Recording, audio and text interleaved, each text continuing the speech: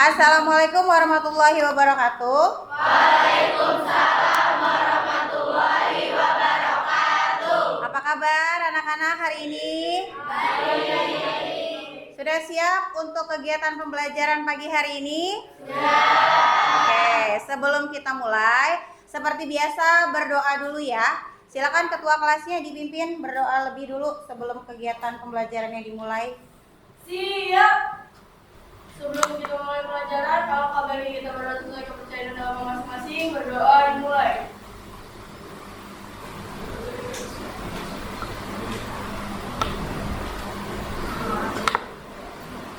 Berdoa selesai. Memberi salam. Assalamualaikum warahmatullahi wabarakatuh. Waalaikumsalam warahmatullahi wabarakatuh. Hari ini ada yang tidak masuk? Ada. Oke, Ibu absen dulu bentar ya.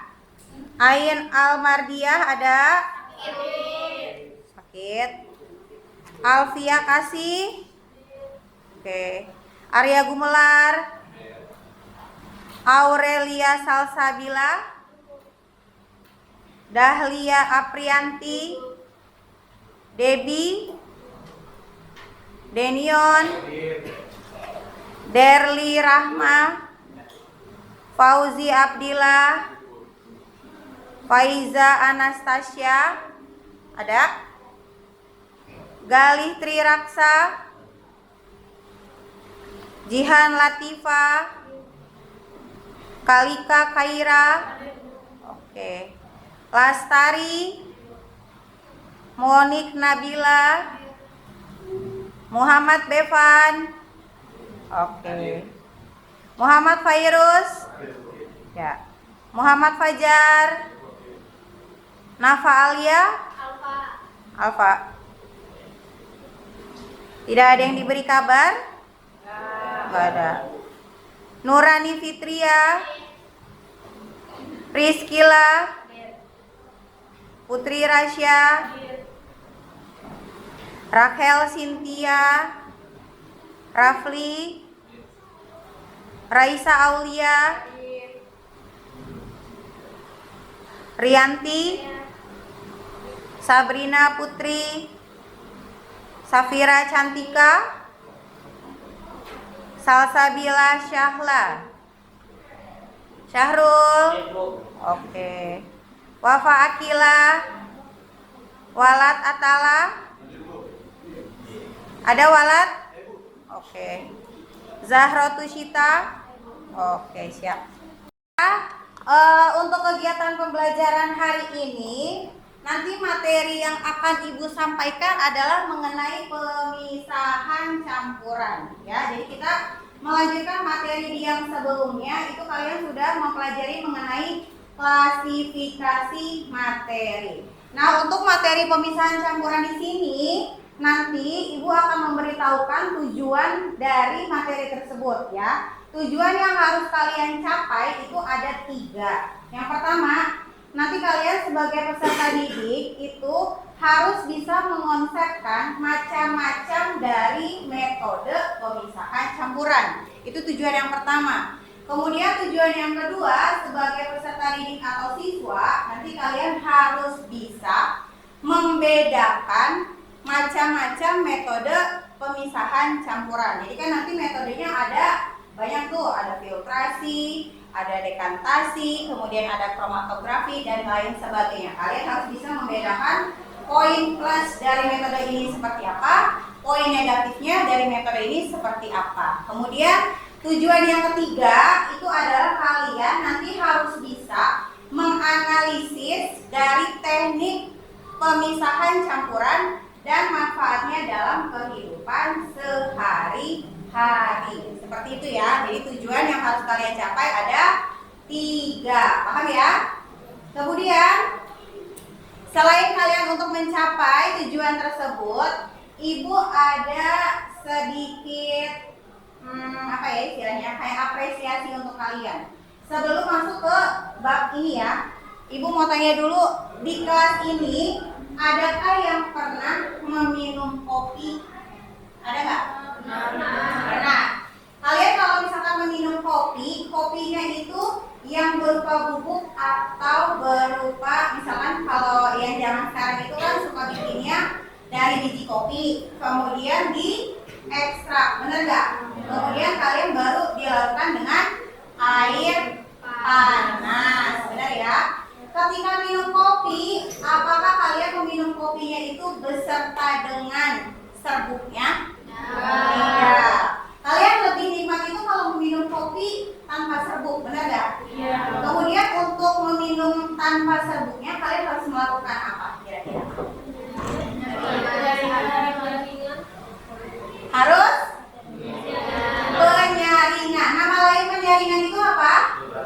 Nah, filtrasi itu adalah salah satu metode pemisahan. Jadi sebenarnya dalam kehidupan sehari-hari itu kalian sudah melakukan yang namanya metode pemisahan campuran. Paham?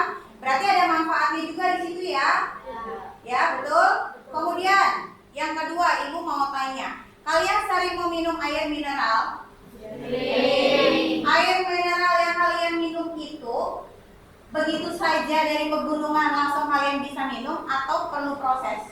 Prosesnya diapakan kira-kira? Disaring. Supaya kenapa disaring? Supaya selain lebih bersih. Apakah air yang kita minum cukup dengan bersih aja? Hah? Tidak. Harus apa? Pertama, pH-nya harus asam, harus basah, atau harus apa? Kalau air mineral atau air minum yang kita konsumsi sehari-hari itu pH-nya harus netral. Kemudian harus jernih. Dan yang paling penting itu harus tidak ada rasa ya. Yang paling penting kadang suka ada apa yang makhluk hidup kecil-kecilnya itu loh. Bakterinya harus tidak ada bakteri, maka harus mengalami proses filtrasi atau yang dinamakan dengan penjernihan, gitu ya. Nah, supaya lebih paham lagi, di sini Ibu akan menyaksikan. Kalian akan menyaksikan media PowerPoint. Nanti tolong dipahami dan disaksikan dengan baik. Nanti kalau misalkan ada pertanyaan, boleh ditanyakan ke Ibu. Yang penting kalian saksikan media ini atau PowerPoint ini dengan teliti dan dengan benar dulu ya. Nah, di sini ya, ini ada judulnya nih. Di sini pemisahan campuran. Kemudian setelah itu ada capaian pembelajaran ya. Kurang lebih capaian pembelajaran di sini adalah sama dengan tujuan pembelajaran. Nih, ini tujuan pembelajarannya ada 3 yang tadi sudah Ibu sebutkan. Kemudian apa itu pemisahan campuran? Jadi sebelum kalian mengetahui berbagai macam metode, kalian harus tahu dulu definisi dari pemisahan campuran. Ya, pemisahan campuran. Nah, pemisahan campuran itu supaya kalian tahu lebih jelas, kita bisa menyaksikan video ini ya.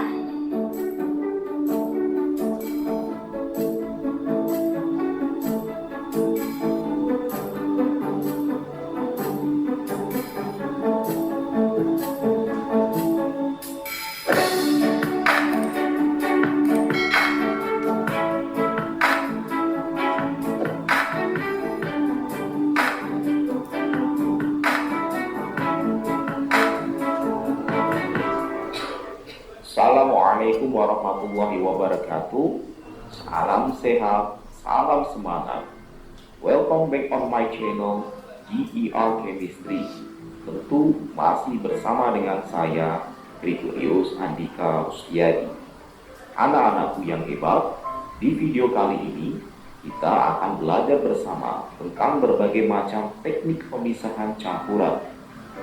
Jangan lupa untuk selalu like, share, subscribe, dan selalu nyalakan loncengnya supaya kalian selalu mendapatkan notifikasi untuk video-video pembelajaran saya selanjutnya.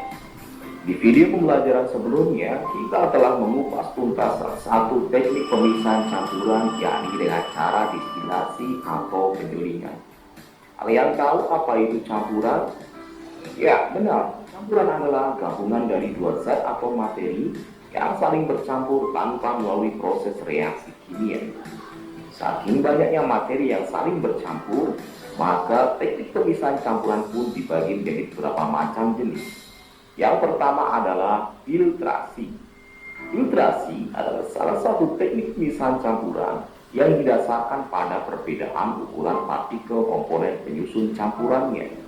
Contohnya adalah pemisahan antara santan dengan ampas kelapanya dan air dengan bubuk kopinya. Pada pemisahan campuran dengan cara filtrasi ini biasa digunakan dengan menggunakan alat semacam corong, kertas saring, dan gelas penampung. Zat yang tertinggal pada kertas saring disebut dengan residu, sedangkan zat yang dapat menembus kertas saring diberi nama dengan filtrat. Yang kedua, dekantasi. Teknik ini hampir mirip dengan Itu ya video mengenai macam-macam dari metode pemisahan campuran. Ada tadi ilmu yang didapatkan nggak dari video yang Ibu share tadi? Ada berapa macam metodenya? 10. Oke, lanjut lagi ya. Jadi setelah kalian menyimak tadi video yang Ibu berikan mengenai macam-macam dari metode pemisahan, kan tadi kalian bilang ada berapa? 10, kan? Nah, ada 3 pertanyaan yang mau Ibu berikan di sini. Yang pertama, bagaimana cara mendapatkan santan dari parutan kelapa? Itu pertanyaan yang pertama. Kemudian pertanyaan yang kedua adalah mengapa metode dekantasi kurang efektif untuk pemisahan campuran? Dan yang ketiga adalah jelaskan prinsip metode pemisahan destilasi. Kalau kalian menyimak benar-benar video yang Ibu berikan tadi ya, pasti kalian bisa menjawab 3 soal yang ada di depan. Ada yang bisa menjawab pertanyaan yang pertama? Mungkin silakan angkat tangan. Ada yang bisa? Ada yang bisa? Bagaimana cara mendapatkan santan dari parutan kelapa? Yang mau coba jawab boleh angkat tangan. Ayo, silakan Raffi mau coba jawab. Ya, bagaimana caranya? Dengan cara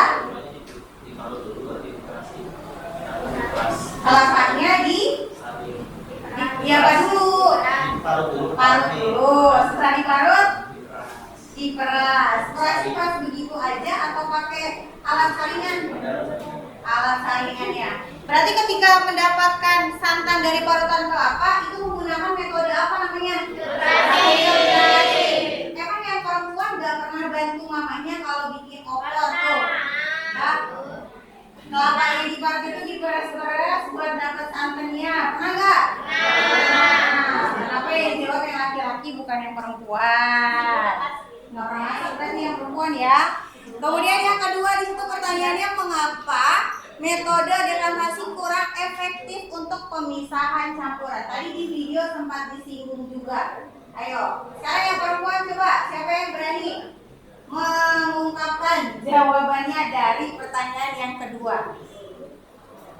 Mengapa kira-kira dekantasi itu kurang efektif untuk pemisahan campuran? Jadi sebenarnya ada kaitannya dengan filtrasi. Dekantasi ini hanya dekantasi ada poin negatifnya sedikit lah ketimbang filtrasi. Ayo ada yang bisa?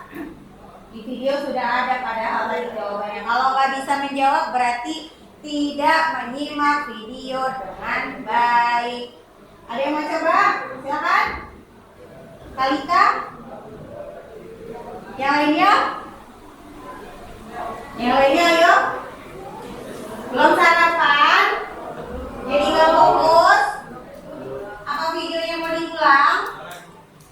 Kenapa kira-kira ayo? Dekantasinya tidak efektif dalam pemisahan campuran. Tadi di video sempat disinggung contohnya seperti apa sih dekantasi itu? Seperti apa? Saat apa?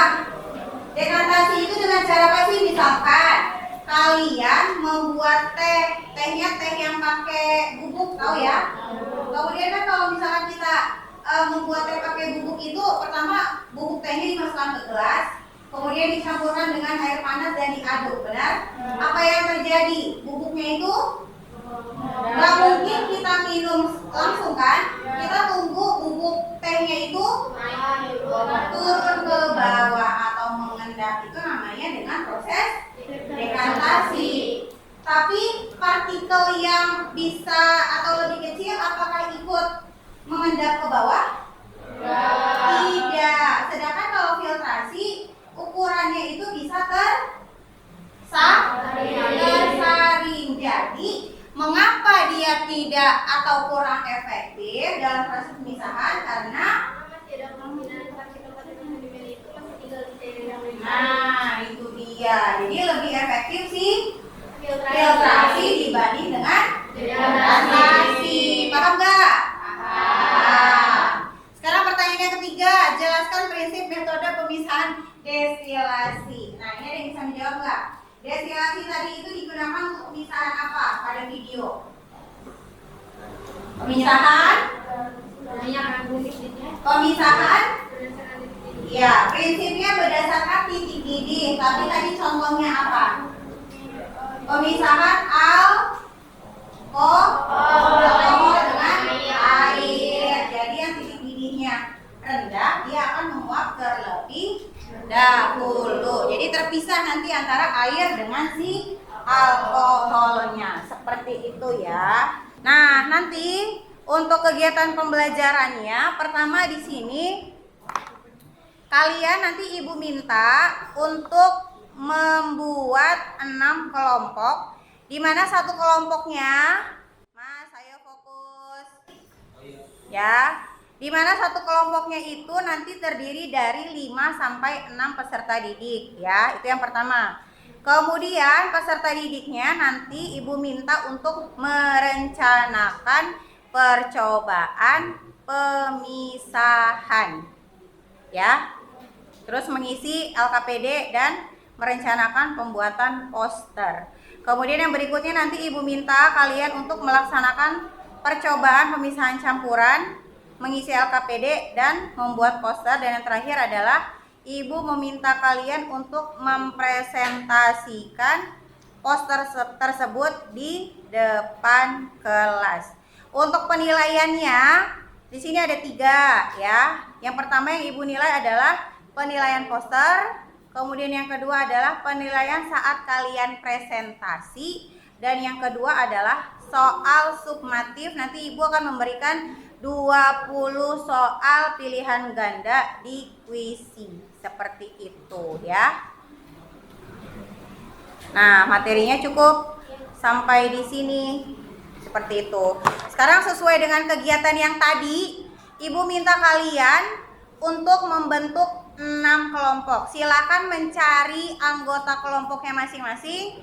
Ingat, satu kelompok hanya terdiri 5 sampai 6 peserta didik. Silakan kalian mencari anggotanya kemudian berkumpul sesuai dengan anggotanya masing-masing ya.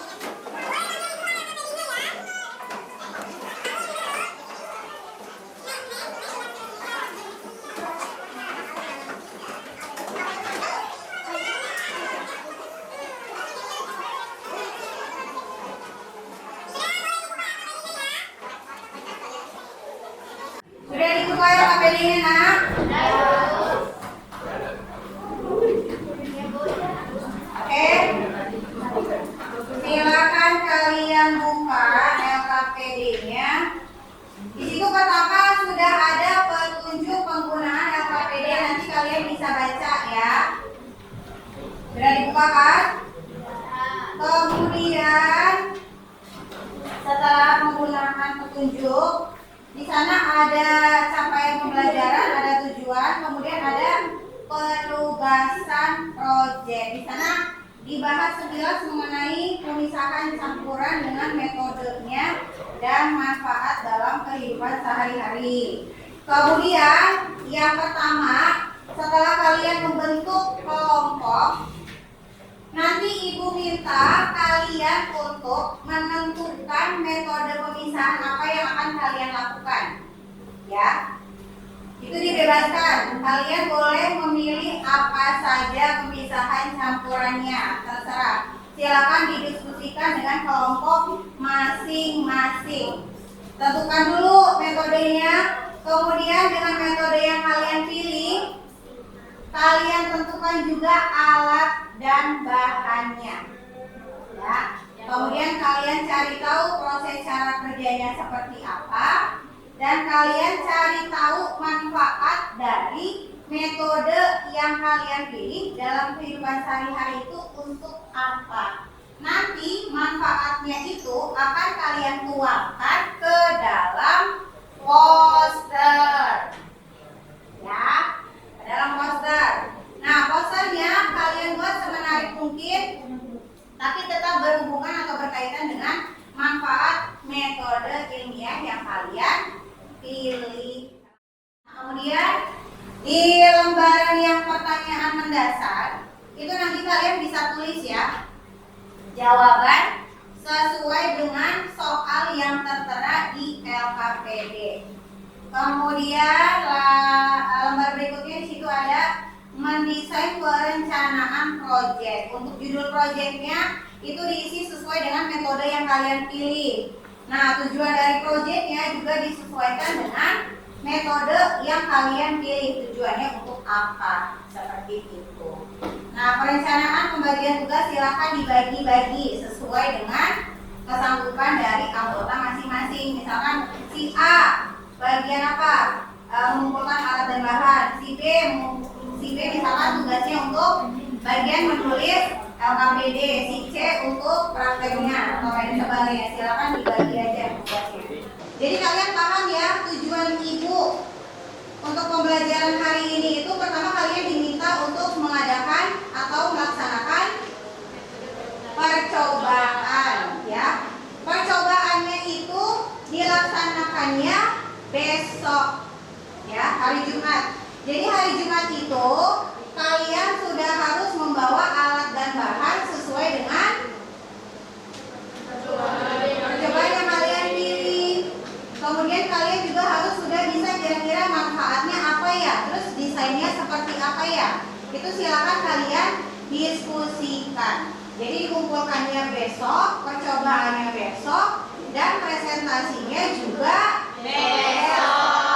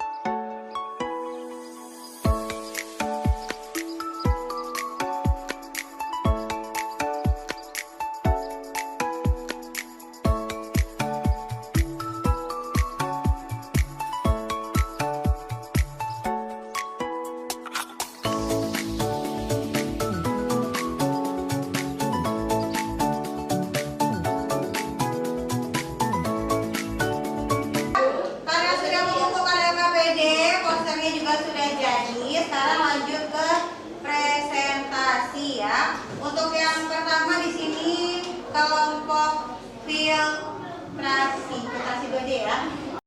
Assalamualaikum warahmatullahi wabarakatuh. Waalaikumsalam warahmatullahi wabarakatuh. Selamat siang semuanya. Hari ini kelompok kami, kelompok 1 akan mempresentasikan metode filtrasi. Ya, intinya permisalan filtrasi. Metode filtrasi adalah proses di mana media filter digunakan untuk memisahkan partikel padat dari campuran cair.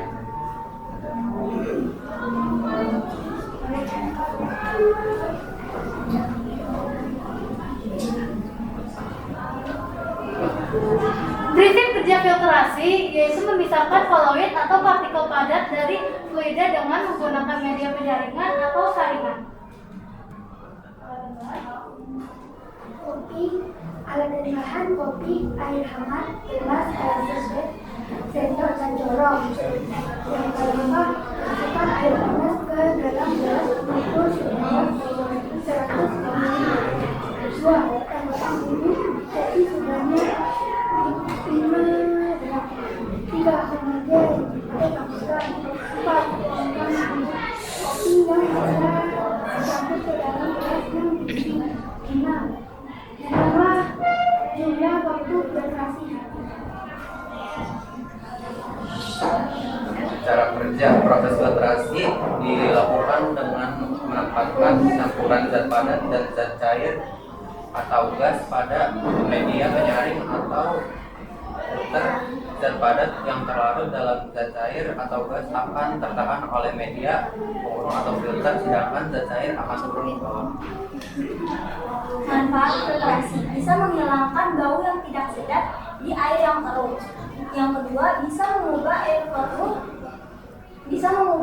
jadi lebih bening, menghilangkan pencemar yang berada di dalam air maupun mengurangi kadarnya supaya air dapat diminum.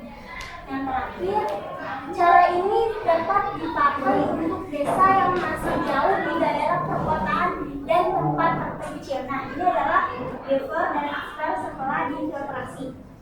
Ya, ini ada empatnya, ini nggak ada bedanya, Bro. Ada yang mau bertanya? Silakan dari kelompok lain ada yang ingin bertanya. Kelompok yang di depan menggunakan metode filtrasi. Ada yang mau bertanya tidak? Sudah paham? Baik, sekian. Terima kasih. Assalamualaikum warahmatullahi wabarakatuh.